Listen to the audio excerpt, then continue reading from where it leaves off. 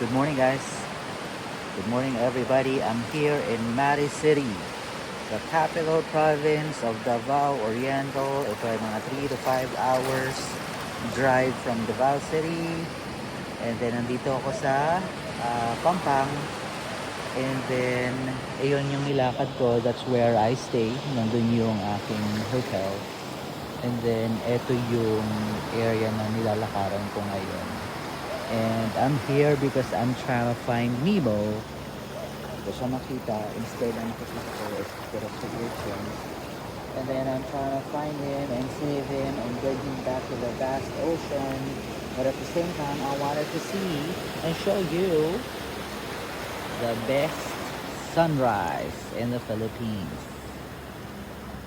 Only here in Mari City. Look at that.